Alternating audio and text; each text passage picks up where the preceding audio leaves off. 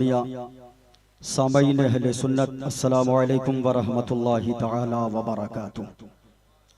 अल्हम्दुलिल्लाह अल्हम्दुलिल्लाहिल्लज़ी लम यज़ल आलिमन क़दीरा क़दीरन समीअन बसीरा वस्सलातु वस्सलामु अला रसूलिही अरसलहू इलन्नासि शाहिदन व मुबश्शिरन व नज़ीरा।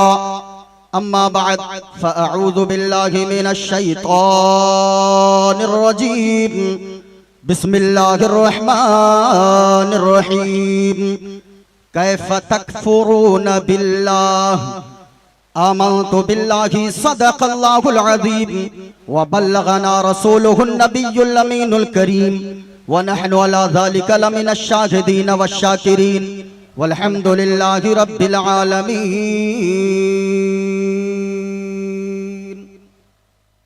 हाज़रीन व सामईन, सरे शाम से अब तक आप हज़रात मदरसा अनीसुल उलूम के सालाना जश्न दस्तार बंदी के मौके से इस महफिल में तशरीफ फरमा है। स्टेज पर आपकी निगाहें देख रही है कि शहजादा गौसे आजम हुजूर सैयद शरफुद्दीन साहब क़िबला दामद बरकातुहुमुल कुद्सिया तशरीफ फरमा है। मेरे भाई,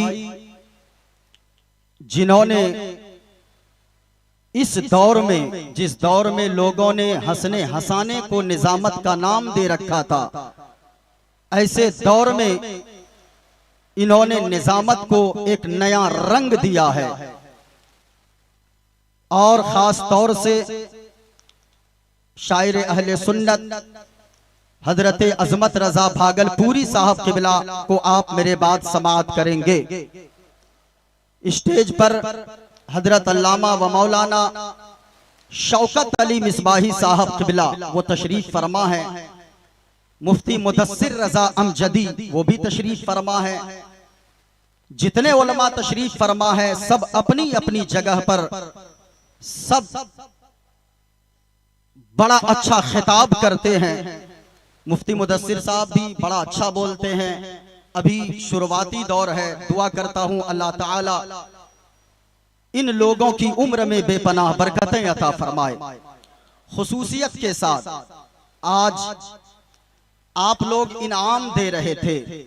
मैं एक बात अपनी गुफ्तगू शुरू करने से पहले अर्ज कर दूं, आज आपके इनाम का सबसे बड़ा हकदार, सबसे ज्यादा हकदार, आपके फूल मालों का सबसे बड़ा हकदार अगर कोई है, जो भी दस्तार बंदी का प्रोग्राम हो उसमें सबसे ज्यादा अगर नजराने का हकदार आज की रात कोई है तो मदरसा अनीसुल उलूम के वो असातिज़ाए किराम हैं जिन्होंने आपके उन बच्चों को जिनको आपने मिट्टी की शक्ल में दिया था वो आपको सोना की शक्ल में बनाकर हाजिर कर रहे हैं। असल नजराने के हकदार हजरत हाफिज वकारी उस्ताजुल हुफ्फाज वल कुर्रा शमीम साहब क़िबला ये तशरीफ फरमा है। ये आपके असल नजराने के हकदार हैं। लेकिन देखा जाता है पूरी रात में 1 रुपया कोई, बल्कि जिनका बच्चा फारिग हो रहा है यहाँ से पढ़ के, जिनके बच्चों की दस्तार बंदी हो रही है, वो भी 1 रुपया लाकर उनके हाथ में नजराना नहीं देता है। तो मैं गुजारिश करूंगा कि आपके नजराने का सबसे बड़ा हकदार आपके मदरसा अनीसुल उलूम के वो असातिज़ा हैं जिन्होंने दिन रात एक करके आपके बच्चों के सीने में कुरान के 30 पारों को उतार दिया है। ये सारे उलमाए किराम को अल्लाह तबारक व तआला सलामत रखे।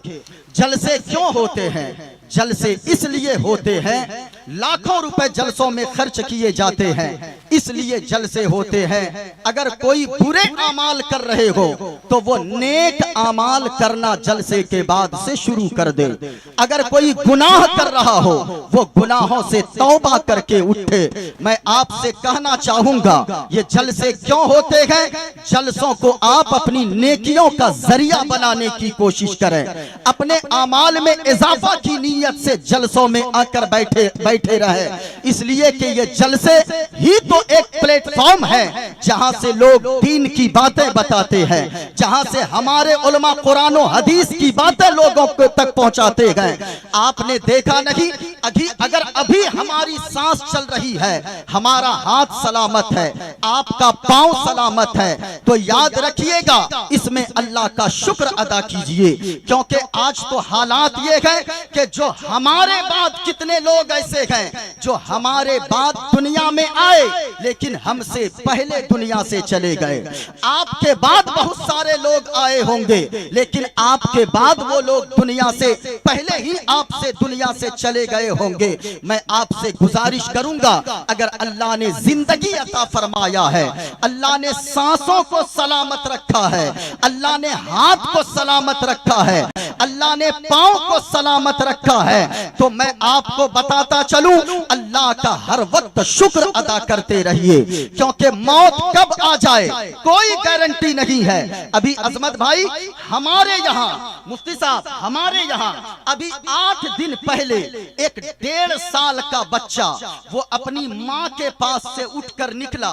ज्यादा उम्र नहीं है, दुनिया में आए हुए 1.5 साल अभी हुए हैं। वो माँ के पास बैठा था, माँ खाना बना रही थी, माँ रोटियां बना रही थी। 5 मिनट नहीं हुआ कि वो 1.5 साल का बच्चा माँ के पास से निकलकर ट्यूबवेल के पास गया, नल के पास गया। वहां एक बाल्टीन में सिर्फ इतना सा पानी है, उस बच्चे ने उसमें साबुन डाला और वो बच्चा साबुन निकालने के चक्कर में सर के बल बाल्टीन के अंदर चला गया। दोनों हाथ ऊपर रह गए, दोनों पांव ऊपर रह गए। 2 मिनट नहीं हुआ कि बच्चे की रूह परवाज कर गई। सिर्फ 1.5 साल का बच्चा। अभी हमारे कटिहार डिस्ट्रिक्ट में आपने भी खबरों के जरिए सुना होगा, अभी 15-20 दिन पहले एक ट्रक और पिकअप वैन में इस तरह की जोरदार टक्कर हुई कि उस जोरदार टक्कर में 15-17 लोग उसी जगह स्पॉट डेथ कर गए। यानी इतने लोगों की मौत हो गई, लेकिन अल्लाह ने हम और आपको जिंदा रखा है। जरा सोचें तो सही, अगर यहीं बैठे बैठे मौत आ जाए तो हम तो किस्मत के धनी होंगे, लेकिन अगर गुनाह करते करते किसी को मौत आ जाए, अगर बुराई के अड्डे पे किसी को मौत आ जाए, तो फिर अल्लाह को क्या मुंह दिखाएंगे, रसूलुल्लाह को कब्र में क्या मुंह दिखाएंगे। इसलिए मेरे भाइयों, जितने लोग जलसे में आए हो और अब तक शाम से लेकर अब तक बैठे गए, मोइनुद्दीन कादरी का एक पैगाम लेकर आप जरूर जाना। ये जलसे इसलिए होते गए, अगर कोई बेनमाजी बैठा हो वो उलमा के बयान को सुने और वो नमाज पढ़ने का वादा करके यहाँ से उठे। इसलिए कि हर हाल में नमाज आपको पढ़ना होगा। अगर आप नमाज नहीं पढ़ते हो और रात भर अगर नारे लगाते हो तो फिर ये नारा लगाना बेकार है। अगर आप नमाज की पाबंदी नहीं करते हो, खूब उर्स में जाते हो, खूब चादर चढ़ाते हो, खूब आप बुजुर्गों की बारगाह में हाजिरी देते हो, अगर नमाज नहीं पढ़ते हो तो याद रखना इन सारी चीजों के बारे में बाद में सवाल होगा, बाद में इनके ये आमाल पेश किए जाएंगे। सबसे पहले अगर पूछी जाएगी कयामत के दिन तो नमाज के बारे में पूछी जाएगी। इसलिए मेरे भाइयों, नमाज की पाबंदी करो। एक जलसे में जाओ, उलमा की तकरीर को सुन लो और नमाज की पाबंदी करना शुरू कर दो। नमाज पढ़ने से क्या होगा? मुस्तफा फरमाते हैं, अगर कोई नमाज नहीं पढ़ता है अल्लाह तबारक व तआला उस बेनमाजी की उम्र को घटा देता है।